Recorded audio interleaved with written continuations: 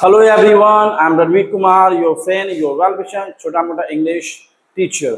चलिए आज फिर 12th English Bihar board rainbow part 2 book का चैप्टर नंबर 4 और टू ऑटम है ना का आज हम लोग क्या देखेंगे, ऑब्जेक्टिव देखेंगे और टू ऑटम का है ना।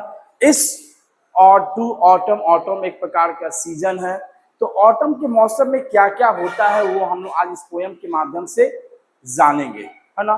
तो आज चलिए इस पोयम का हम लोग क्या देखेंगे, ऑब्जेक्टिव देखेंगे। तो मैं कोशिश कर रहा हूँ हर एक चैप्टर का ऑब्जेक्टिव बनाकर अपने YouTube channel RK spoken zone पर है ना क्या करूँ, आपके लिए हेल्प करूँ। तो आप कोशिश करिएगा है ना, इस चैनल को अगर न्यू होंगे आप तो जरूर सब्सक्राइब करेंगे और दोस्तों के भी शेयर करेंगे, क्योंकि अगर आपके पास नॉलेज है तो कहीं से भी क्वेश्चन घुमा कर देगा तो आप आराम से क्या कर सकते हैं, आंसर दे सकते हैं।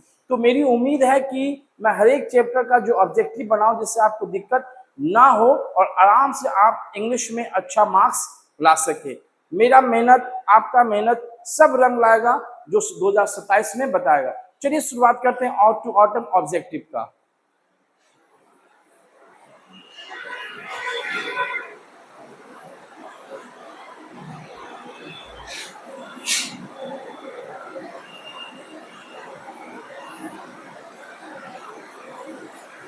है ना,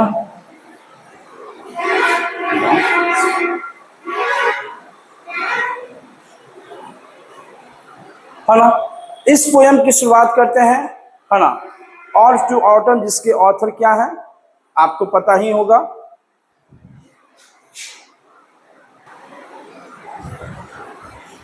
तो और टू ऑटम जो पोयम है जिसके ऑथर कौन है ना, आपको तो पता होगा, जॉन केट्स। आप स्क्रीन पे भी देख सकते हैं। तो जॉन केट्स जो पोयम लिखा था और टू ऑटम, उस पोयम का आज हम लोग क्या देखेंगे, ऑब्जेक्टिव क्वेश्चन देखेंगे। चलिए पहला क्वेश्चन है, fill in the blank, the season of the mist and mallow है ना। तो इस सीजन में है ना, तो इस सीजन में जो फलों में रसे भरे जाते हैं, या इस सीजन में मौसम आपको सुबह सुबह धुंधली बेला कुहासा दिखाई देता है, किस सीजन में होता है, समर में, स्प्रिंग में, ऑटम में या विंटर में। तो जब और टू ऑटम पोयम ही है तो चर्चा किसका होगा, ऑटम का। तो इस पोयम, इस फर्स्ट क्वेश्चन का जो आंसर होगा वो क्या होगा, ऑटम होगा। क्या होगा, ऑटम। तो नंबर सी इस क्वेश्चन का क्या होगा, आंसर होगा। चलिए अब नेक्स्ट क्वेश्चन देखते हैं है ना। And fill all food with the replace to the है ना, और सभी फलों को कहां तक ये मौसम पका देगा, कहां तक, सरफेस तक, कोर तक, आउटवर्ड तक, सेंट्रल तक। तो इस पोयम में एक वर्ड था कोर, सरफेस, आउटवर्ड और सेंट्रल वर्ड था ही नहीं, तो कोर तक रसों को क्या कर दिया जाएगा, भर दिया जाएगा। मतलब फल में जितने गुद्दे होंगे उस सारे गुद्दों में क्या रहेगा, रस रहेगा। चलिए तो नंबर 2 का आंसर क्या हुआ, बी। चलिए नेक्स्ट क्वेश्चन देखते हैं।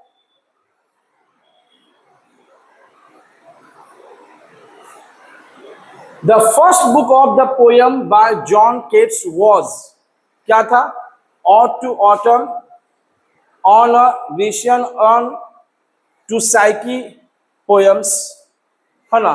तो इस पोयम का, इस कहानी का आंसर क्या होना चाहिए, इस ऑब्जेक्टिव क्वेश्चन का आंसर क्या होना चाहिए,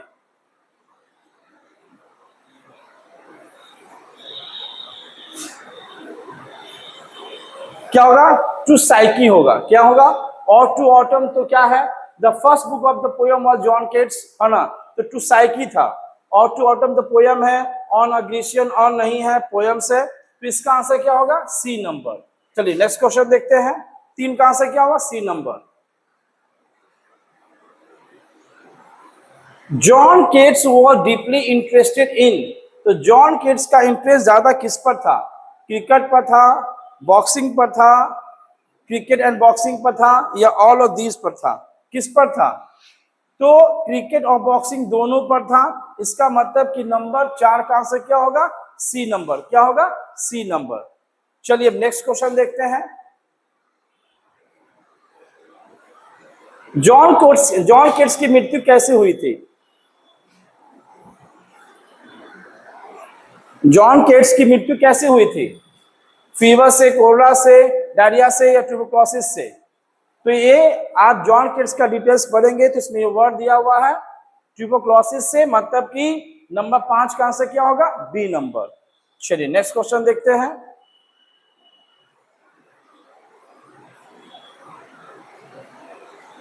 the first book of the poems of John Keats was published कब हुआ था? 1815 में, 23 में, 14 में या 17 में? कब हुआ था? 1815 में। कब हुआ था? 1815 में। चलिए नेक्स्ट क्वेश्चन हम देखते हैं। तो नंबर 6 का आंसर क्या हुआ? ए नंबर। ये सारे क्वेश्चन आपके लिए क्या है? वीवीआई है, इसलिए आप पक्का याद कर लीजिएगा। John Keats a thing of beauty is, है ना, a joy for ever, a lust for ever, thirst for ever, a hunger for ever. तो अ जॉय फॉर एवर होगा, क्या होगा, है ना। जॉन केट्स के अनुसार सुंदर वस्तु क्या होता है? तो वो आप उससे एक से खिलौना, आप उससे हमेशा क्या कर सकते हैं? एंजॉय कर सकते हैं, मस्ती कर सकते हैं। तो नंबर 7 का आंसर क्या होगा? A number. चलिए नेक्स्ट देखते हैं। John Keats is known for poetry, sad, happy, romantic या ट्रेजिक? तो ये रोमांटिक पोएट थे। क्या थे? रोमांटिक। ये आसान क्वेश्चन है। तो नंबर 8 का आंसर क्या होगा? C number. क्या होगा? C number. और टू ऑटम किसने लिखा था? John Keats. नंबर 9 क्वेश्चन का आंसर तो सबसे आसान है कि जॉन केट्स ने क्या लिखा था? और टू ऑटम। चलिए नेक्स्ट क्वेश्चन देखते हैं।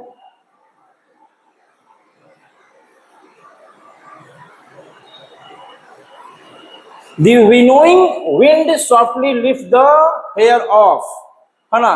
किस मौसम में, है ना, जो हम लोग फटकते हैं तो बाल थोड़ा सा उड़ने लगता है? समर में, स्प्रिंग में, ऑटम में या विंटर में? तो पोयम है और टू ऑटम का, तो ऑटम में ही होगा। तो नंबर 10 का आंसर क्या होगा? C number.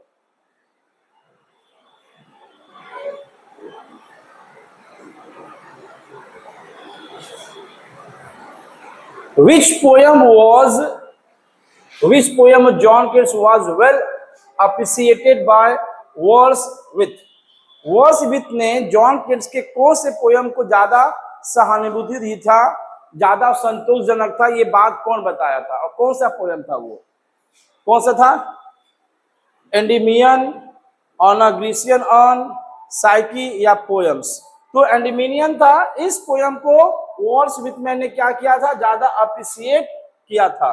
तो नंबर 11 आपके लिए क्या है? वीवीआई क्वेश्चन है। एंडीमियन याद रखिएगा। एंडीमियन ये आपका नंबर 11 क्वेश्चन का आंसर क्या होगा? A number. ये क्वेश्चन भी आपके लिए क्या है? वीवीआई है। चलिए नेक्स्ट क्वेश्चन देखते हैं। Twitter in the sky refers to, है ना, ये आकाश में जो इकट्ठा होकर कौन चहचहाते हैं? तो कौन?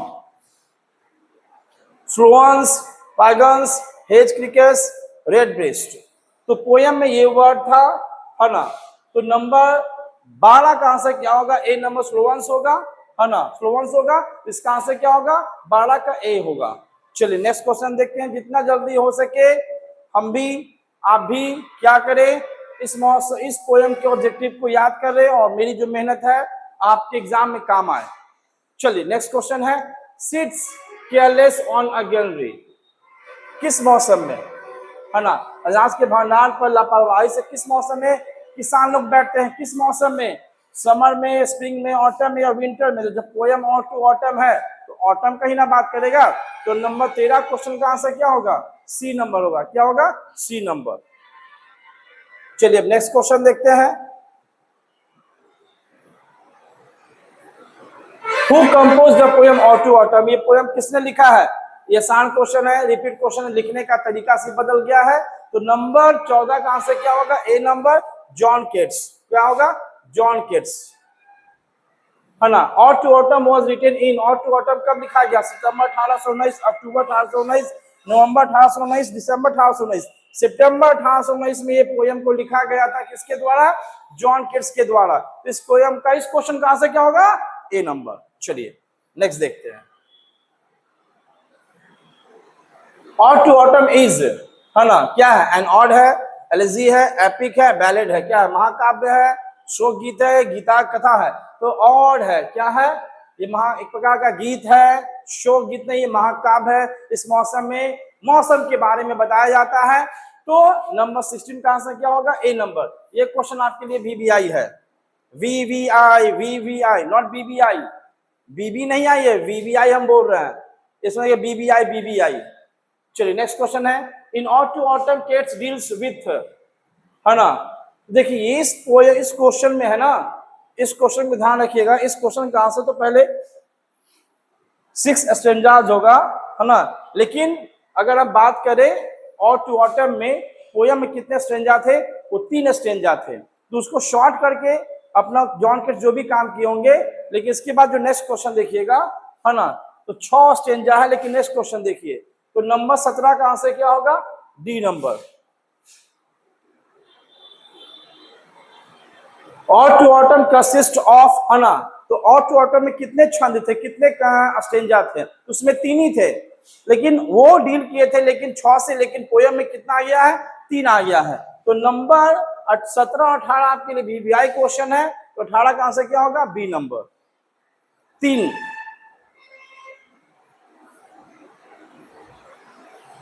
The theme of the autumn is, है ना, ऑटम का मेन मुद्दा क्या था? मेन विषय क्या था?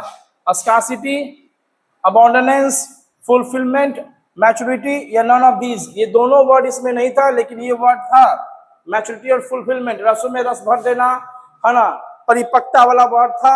तो नंबर 19 का आंसर क्या होगा? C number. तो आपका 19 क्वेश्चन भी क्या है? VVI question. इसको भी आप क्या कर लेंगे? याद कर लेंगे।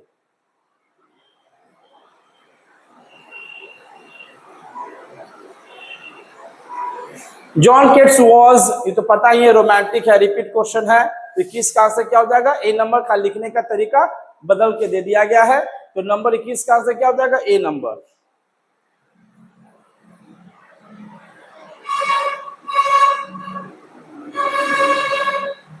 Who call out to autumn cats most satisfying of the all the odds, है ना।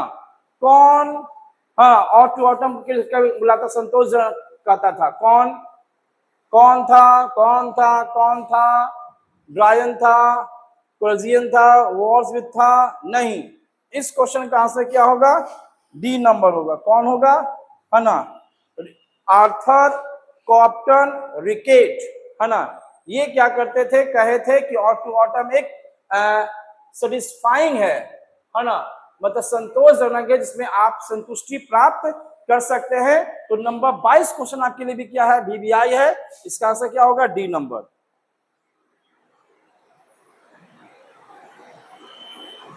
Each stanza of the ode to autumn, है ना, हर एक स्टेंजा में, हर एक छंद में कितने लाइन थे?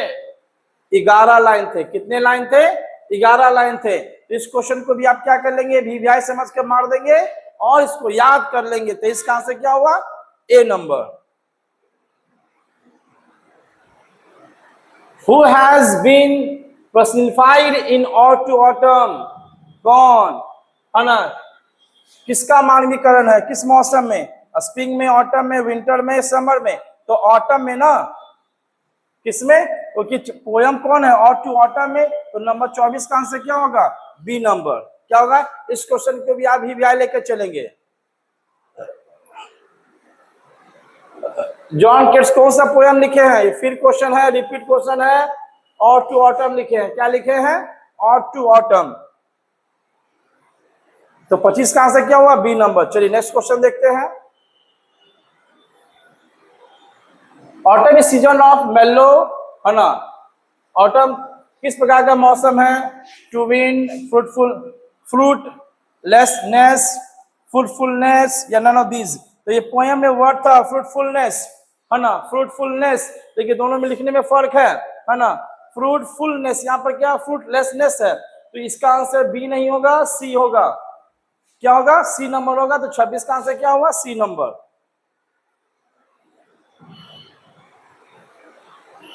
है ना। Autumn start with the departure of the season. किस मौसम की विदाई के बाद ऑटम मौसम आता है? विंटर के बाद, स्प्रिंग के बाद, रेन के बाद? नहीं, समर के बाद। किसके बाद? समर के बाद ही विंटर सीजन है ना। चलिए देखते हैं next question. John Keats was a lover of nature. तो जॉन केट्स था, क्योंकि जब पोयम है और टू ऑटम का उसके ऑथर ही है जॉन केट्स, तो सोचना ही नहीं है। तो जॉन केट्स क्या थे? लवर ऑफ नेचर थे, प्रकृति से उनको क्या था? प्रेम था। तो नंबर 28 कहां से क्या होगा? A number. In new leaves and fruits comes out on tree. तो किस मौसम में पेड़ों पर नए पत्ते फल आ जाते हैं? तो पोयम का नाम ही और टू ऑटम, तो ऑटम में ही आता है। तो नंबर 29 का आंसर क्या हो जाएगा? B number.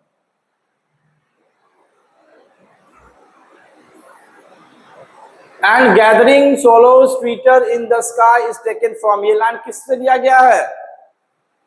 तो और टू ऑटम से। पोयम का नाम ही और टू ऑटम, तो आंसर भी क्या होगा? और टू ऑटम से। तो ये लाइन किससे लिया गया है? और टू ऑटम के पोयम से। तो 30 का आंसर क्या होगा? C number. Season of mist and mellow fruitfulness is written by. ये लाइन किसके द्वारा लिखा गया है? जॉन केट्स के द्वारा। तो नंबर डी आंसर होगा। किसके द्वारा? जॉन डॉनी अलग है, ये sweetest love I do not लिखे हैं, डब्ल्यू.एच. ऑर्डन है, सब अपना अपना है, लेकिन ये लाइन किसने लिखा है? जॉन केट्स ने। तो नंबर 31 का आंसर क्या हुआ? D number. आंसर क्या हुआ? D number. At what age Keats died. किस एज में उनकी मृत्यु हो गई थी? 26 में, 27 में, 28 में, 29 में? 26 में उनकी क्या हो गई थी? मृत्यु हो गई थी। तो 32 का आंसर क्या हुआ? ए नंबर।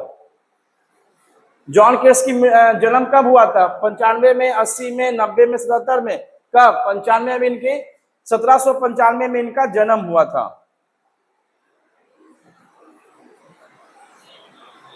जॉन केट्स की मृत्यु कब हुई थी? 1821 में, 22 में, 23 में, 24 में? 1821 में इनकी मृत्यु हो गई थी जॉन केट्स की।